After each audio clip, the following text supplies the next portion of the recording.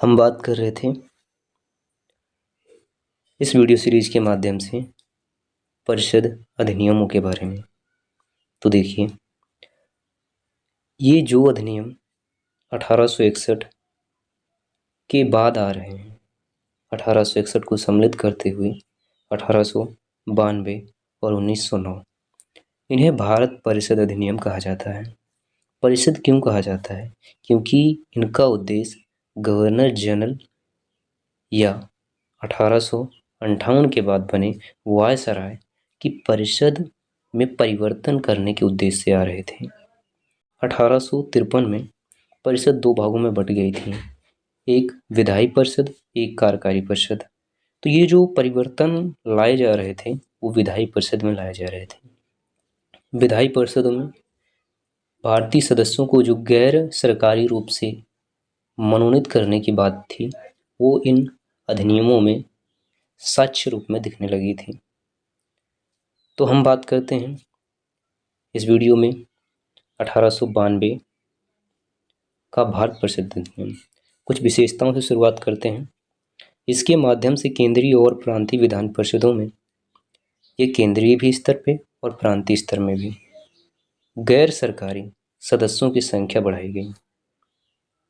हालांकि बहुमत अभी भी सरकारी सदस्यों का ही रहता है।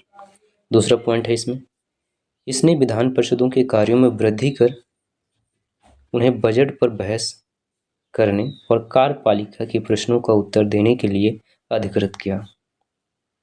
इसने विधान जो परिषद थी गवर्नर जनरल की, उसके कार्य को और बढ़ाया और बजट पर बहस करने के साथ ही कार्यपालिका से प्रश्न पूछने के लिए भी अधिकृत किया, अधिकार दिया। पॉइंट नंबर 3, इसने केंद्रीय विधान परिषद और बंगाल चैम्बर ऑफ कॉमर्स, एक संगठन था जो व्यापार के लिए बनाया गया था 1853 में। इनमें गैर सरकारी सदस्यों के नामांकन के लिए वायसराय को शक्ति प्रदान की गई कि वायसराय क्या करेगा, इनमें गैर सरकारी सदस्यों को नामांकित करेगा। इसके अलावा प्रांतीय विधान परिषदों में किसको? वायसराय को नहीं, गवर्नर को जिला परिषद, नगरपालिका, विश्वविद्यालय, व्यापार संघ, जमींदारों और चैम्बर ऑफ कॉमर्स की सिफारिशों पर गैर सरकारी सदस्यों को नियुक्त करने की शक्ति दी। ठीक, यहाँ तक क्लियर? इस अधिनियम ने केंद्रीय और प्रांतीय विधान परिषदों दोनों में गैर सरकारी सदस्यों की नियुक्ति के लिए एक सीमित और परोक्ष रूप से चुनाव का प्रावधान किया। हालांकि चुनाव शब्द का अधिनियम में प्रयोग नहीं हुआ। ध्यान रखना कि चुनाव ये शब्द है, इसका इस अधिनियम में कहीं प्रयोग नहीं हुआ है। इसे निश्चित निकायों की सिफारिश पर की जाने वाली नामांकन की प्रक्रिया कहा गया। ठीक है, तो ये रहा आपका भारत परिषद अधिनियम 1892 का।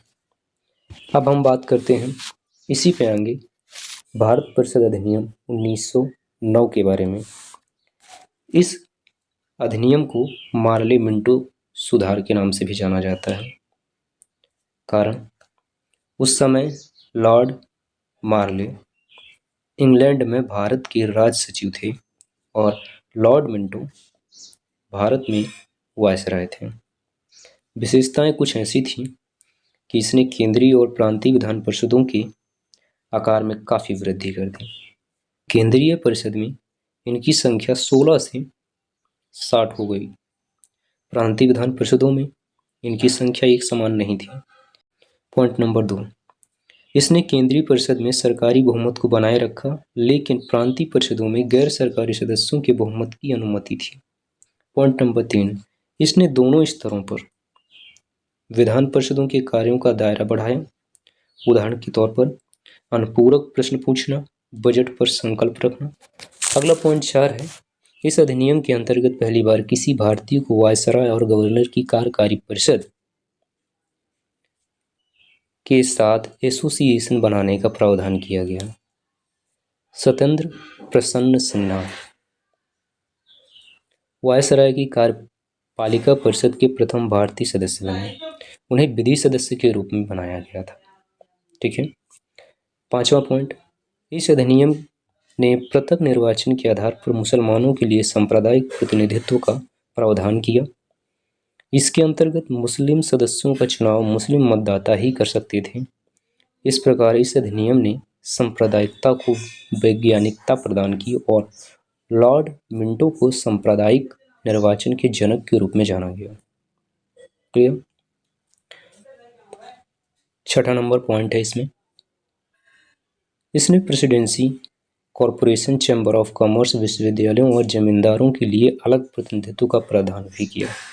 ठीक है। तो ये रहा आपका भारत परिषद अधिनियम 1892 और 1909।